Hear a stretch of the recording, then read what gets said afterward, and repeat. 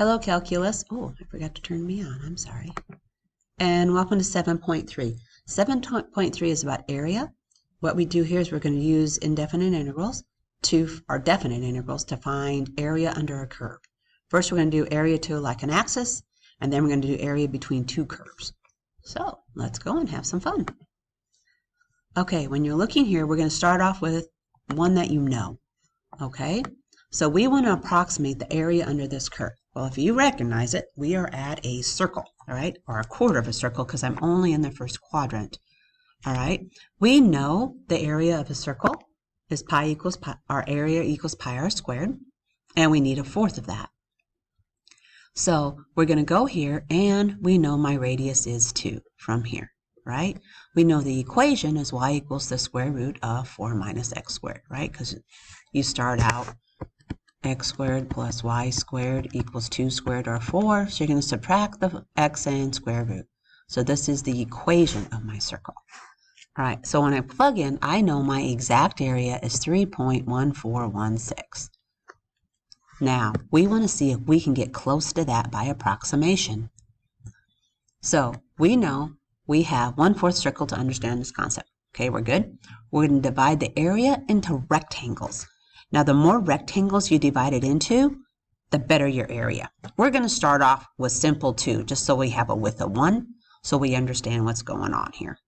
So now, we're going to take the tallest rectangle, has a height of 2, a width of 1, so his area is 2, width times height. The next rectangle, so we've done this one, so we've got 2 and 1. Good? So now, when I plug in 1 into my equation, so this guy's 2, we get the square root of 3. If you plug in 1 for my height.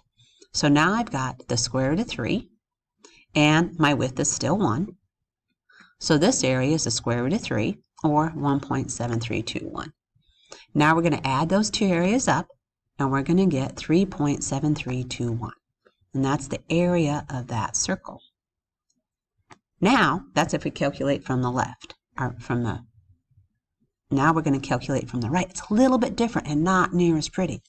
So now if I go from the right, so I'm dividing into 2 again, so here's my thing. But now I take this line and I go to the right, and we already know that's the square root of 3, so this area is the square root of 3. But over here, when I go from the right, I'm at this point, and there's no area here. So that's 0. So the approximate area of here is just the square root of 3, which is way too small. So I have one that's too big and one that's too small. The next thing we do is the trapezoidal method. All right, so the right's too large, the left's too small. We could average the two. We can add them and divide by 2, and that would give us 2.7321. Still too small, basically because we only use 2 rectangles. Now, the midpoint rule is one that's a little better. So now we're going to find the middle of our 2 areas. So here's our rectangle, and here's our rectangle. All right, the middle is 1/2. So at 0.5 is the middle of this guy. At 1.5 is the middle of this guy. So I'm going to plug in 0.5 into my equation. So this is my height times my width, and I get 1.9. Now I'm going to do the same thing with the 1.5. So here's my height. Here's my width again is still 1, because I'm still going outside to outside, and I get 1.32287. Add those together, and we get 3.2594. Closest out of all 3. As we increase the number of rectangles, if you look, see how much closer it gets to the actual value? So I was showing you here, if we do increase the number of rectangles, so this is how many rectangles we have. This is the left sum, the right sum, trapezoidal, and midpoint. So we've done all 4. So if we go 2, 4, 8, see, look at here. When we get up to 100, we are at 3.6104 from the left. We are at 3.12 from the right, 3.14 from the trapezoidal, which is where the average, and the midpoint is 3.1419. The more we get, the closer we are. Now look at here. We go up to 100, 500, and it actually doesn't change a lot. So the more rectangles, the better your averages, and the closer they are together too. So let's go here. All right, remember, delta x means change in x, all right, which is the width of the rectangle. F of x is your y, which is the height of the rectangle. Area is the total of all the rectangles. So a definite integral means I'm telling you where I want you to be. So I'm going to give you a starting and a stopping point. With a definite integral, we do not have a c, which is really nice. Okay, this means the limit as n approaches infinity. So I have an infinite number of rectangles. I'm going to go from 1 to n. I'm going to take right here the height times the width. So f of x, change in x. All right, and that gives us the limit if it exists. All right, any questions to this point? All right, let's go here. Let's do some now. So we're going to start with a simple line. Nothing too major, so life is easy. We're going to go from 0 to 4. I'm going to divide it into 4 equal parts, so they're all 1 long again. So every width is 1, because if you take 4 plus 0 and you divide it by 4, you get 1. All right, now, oh, down here. Sorry, I forgot to put that in there. The height of the rectangle at the midpoint. So now if we look at this, the midpoint of this is 0.5. Midpoint here is 1.5. Midpoint here is 2.5. Midpoint here is 3.5. So those are the midpoints of my rectangles. That's where these came from. I have 4 rectangles. This is just how many. All right. This here represents the midpoint. Okay.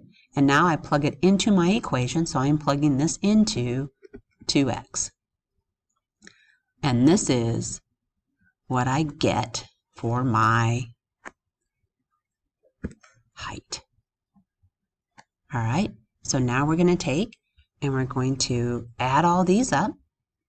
All right. We add those up and we get approximately 16. Works pretty good. All right, let's go here. So we have height, width, integral from a to b. So we can figure out what we're doing. Now, everybody ready? Here's my oil leak. This is how much it leaks in hours. So x is how many I have. So I want to have 5 or 6 rectangles from 0 to 1 to 2 to 3 to 4 to 5. Okay, y is how much it's leaking at that time. 6, 7, 8, 9, 10, 11, and we just keep going, and y is what it's equaling. So when I go to 0, I'm at 15.2. When I'm at 1, I'm at 18. So they're giving you these points right here, is what they're giving you. Now we got to find the area. Okay, I'm going to go from 0 to 12, because that's where it goes from. F of x dx. And all I have to do now is add all of these up. So I'm going to take this and these, and I add them up, and I get 187.8, because my width is 1. So life is pretty easy here. Now, we want to find the area using left, right, and trapezoidal. So we're going to use all of these to figure out where we're at. Okay, let's get through here. I hope you're ready. Give yourself a little bit of time. My first thing I did is I drew this so I could understand it. So here's y, here's x. We're going to go 0, 1, 2, 3. So at 0, I'm at 0. So this guy was nothing major. At 1, I'm at 52. At 2, I'm at 58. At 3, I'm at 60. All right, if I'm going to do this from the left, so I'm going to start here and draw my rectangles. So the red ones are the left. Here, so that means I'm going to use 52 from the left. Then I'm going to use 58 from the left. and then I'm going to use 60. Whoops, I'm not going to use 60. I like, because I'm from the left. That'd be from the right. Okay, now I have to add all those up. So if I do from the left, okay, the left is red. I'm going to add up all my areas. I have 0, and they're all 1 for width, plus 52, plus 58. And my area is 110. All right, so now let's do one from the right. So we're going to do the right from the green. So the right means I'm going to start at 52, and I'm going to go this way. So 52, and then 58, and then 60. So now my areas have changed to these. Okay, so the right is green. My first one's going to be 52 plus 58 plus 60. So now I've got the right at 140. Nothing too bad. Trapezoidal. Probably should have changed colors. Zoidal. There we go. You take 110 plus 140. Divide it by 2. I'm sorry. One set. I wrote this down wrong. I am so sorry. This is 170. 170, and you get 140. Copied down the wrong number. My fault.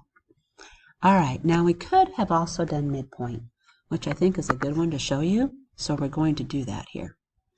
So here's midpoint. Now, we're going to do 0, 1, 2, 3. Let's go up a little bit so you can see a little better. All right, we still have 52.